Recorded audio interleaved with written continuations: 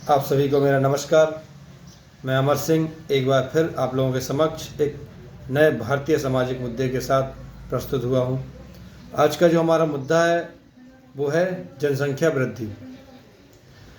जनसंख्या वृद्धि को हम शुद्ध अक्षरों में या साफ अक्षरों में कहेंगे कि जनसंख्या का बढ़ना। आज हमारे भारतवर्ष में या पूरे दुनिया में सब देशों के मुकाबले में भारत में सबसे ज़्यादा जनसंख्या की वृद्धि हो रही है, सबसे ज़्यादा जनसंख्या बढ़ रही है। इनके कुछ प्रमुख कारण भी हैं जिनके बारे में हम बात करेंगे और उससे उत्पन्न होने वाली समस्याओं के बारे में भी आज बात करेंगे। सबसे पहले बात करते हैं कि क्या कारण है कि इतनी जनसंख्या की वृद्धि हो रही है। निश्चित ही जनसंख्या वृद्धि का सबसे बड़ा जो कारण होता है वो है अशिक्षा। शिक्षा का ना होना, सही चीज़ का ज्ञान ना होना, परिवार नियोजन के बारे में जानकारी ना होना, अपना खुद का बुद्धि और विवेक इस्तेमाल ना करना, ये सबसे बड़ा कारण है जनसंख्या वृद्धि। दूसरा सबसे बड़ा कारण है लड़कियों के पैदा होते रहने से लड़कों को पैदा करने की या लड़के को पैदा करने की चाह में जो लोग परिवार नियोजन पर ध्यान नहीं देते हैं, वो भी एक कारण है जिससे कि जनसंख्या में लगातार वृद्धि हो रही है। अब हम आपको बता दें कि जनसंख्या वृद्धि से जो हमारे देश में एक विकराल समस्या पैदा हो रही है वो क्या क्या समस्याएं हैं। सबसे पहली समस्या है गरीबी। जब किसी देश की जनसंख्या उस देश की जो उत्पादन है उससे ज़्यादा हो जाएगी, या उस देश में जो आवास है या उस देश में जो सुविधाएं हैं उससे ज़्यादा जब किसी चीज़ की या जनसंख्या की वृद्धि होगी तो निश्चित ही इससे गरीबी आएगी। हम आपको बता दें कि जनसंख्या वृद्धि और गरीबी का एक बहुत ही मिलता जुलता आंकड़ा है, क्योंकि जैसे जैसे एक परिवार की आय 10,000 रुपये या 20,000 रुपये पर महीना है और उस घर में 3, 4, 5 बच्चे पैदा हो जाते हैं तो निश्चित ही उनकी पढ़ाई का खर्चा, उनके रहने का खर्चा, उनके खाने पीने का खर्चा, उनके कपड़े पहनने का खर्चा, बहुत सी ऐसी ज़रूरतें हैं उनकी बीमारियों में या जो भी समस्याएं हैं उन सब में जो पैसा लगता है उससे निश्चित ही गरीबी आती है। दूसरी चीज़, जब जनसंख्या की वृद्धि हो जाती है, जनसंख्या बढ़ जाती है, एक परिवार में 5 से 6 बच्चे हो जाते हैं तो उनको उचित शिक्षा नहीं मिल पाती है। क्यों? क्योंकि एक परिवार जो एक सामान्य परिवार है, एक नॉर्मल घर है, मिडिल क्लास घर है, वो बच्चों को उचित शिक्षा नहीं दिला पाता है। जब 4-5 बच्चे हो जाएंगे तो उनका खर्चा इतना ज़्यादा हो जाएगा पढ़ाई का कि निश्चित ही उनको जो शिक्षा दिला सकते हैं वो 2 बच्चों को एक अच्छे स्कूल में, अच्छे विद्यालय में दाखिला करा सकते हैं, वो यहाँ पर आकर थोड़ा संकोच कर जाएंगे कि इतने सारे बच्चे हैं, अगर इतने हाई प्रोफाइल पढ़ाई कराएंगे तो हमारी निश्चित ही अर्थव्यवस्था खराब हो जाएगी और इससे देश की अर्थव्यवस्था तो खराब हो ही रही है।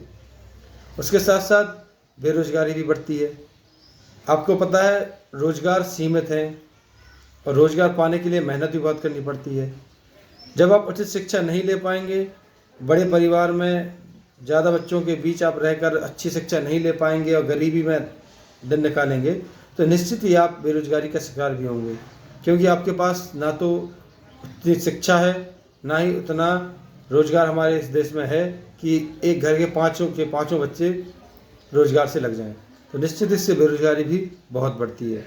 उसके साथ साथ जब बच्चे बड़े हो जाते हैं या जब उनकी शादियां हो जाती हैं और एक बड़ा परिवार है, जब उनके पास आय नहीं होगी और खर्चा ज़्यादा होगा तो निश्चित ही वो अपराध की दिशा में ज़्यादा जाएंगे, क्योंकि उनको अपना खर्चा चलाना है, अपने घर का खर्चा चलाना है, अपना परिवार पालना है। तो जब उनको रोज़गार नहीं मिलेगा, गरीबी होगी, तो वो निश्चित ही अपराध की दिशा में जाएंगे। ये सबसे बड़ा मूल कारण है या मूल समस्या है कि यदि आप जनसंख्या वृद्धि को नहीं रोकते हैं तो ये आगे चलकर बहुत ही विकराल रूप धारण कर लेगा, जो कि हमारे देश की अर्थव्यवस्था को बिल्कुल ही खा जाएगा, इस देश को बिल्कुल खोखला करके रख देगा।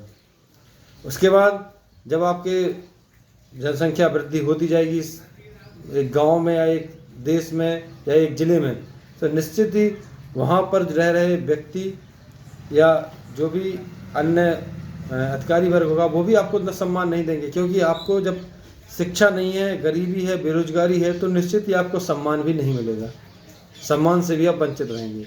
इसलिए जनसंख्या वृद्धि को इसलिए भी रोकना जरूरी है।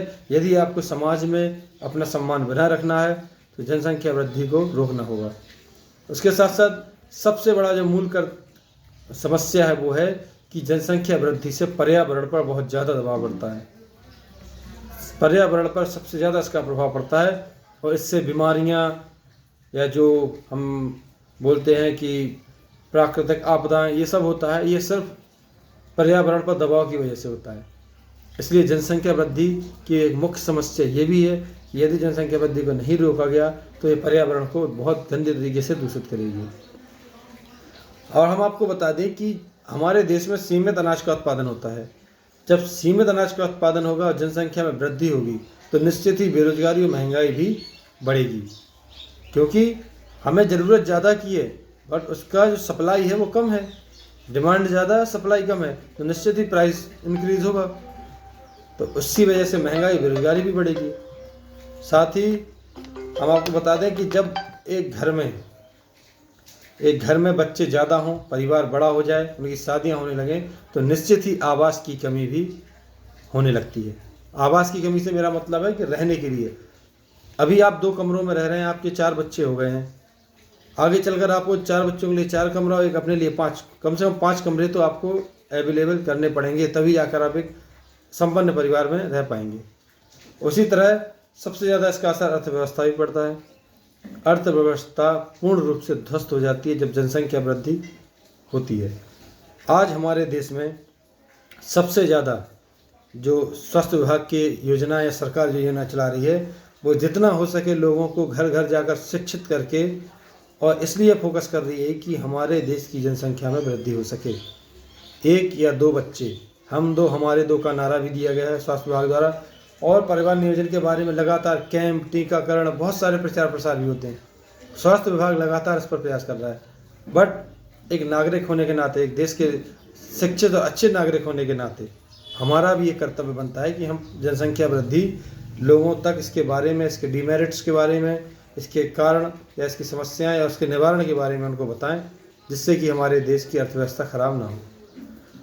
अब मैं बात करूंगा हमारे बुंदेलखंड और जखौरा क्षेत्र की या ललितपुर जिले की। क्या होता है, हमारे यहाँ पर एक धारणा बनी हुई है और वो शायद कब तक बनी रहेगी, काफ़ी हद तक ये कम हुई है। मैंने देखा है जो युवा हैं या जो नए नए माता पिता बनते हैं उनके अंदर ये चीज़ कम है, बट एक धारणा बनी है कि लड़की पैदा होना या लड़का पैदा करना है, लड़कियां पैदा हो रही हैं तो लड़कियां भी जनसंख्या वृद्धि में शामिल हैं। यदि आपकी एक पहली लड़की होगी, दूसरी लड़की होगी, तीसरी लड़की होगी, आप लड़का पैदा करने के लिए घर की अर्थव्यवस्था, घर के सारे सिस्टम को बेकार कर देते हैं। क्या लड़कियां लड़कों से कम होती हैं? क्या लड़कियां माँ बाप की सेवा नहीं करती? और क्या गारंटी है कि लड़के ही माँ बाप की सेवा करेंगे? या लड़का पैदा होगा तो वो आपका घर चलाएगा, लड़का बुरा निकला, लड़के ने पढ़ाई नहीं की, लड़का गलत कामों में चला गया, तब आप किसको मुंह दिखाएंगे?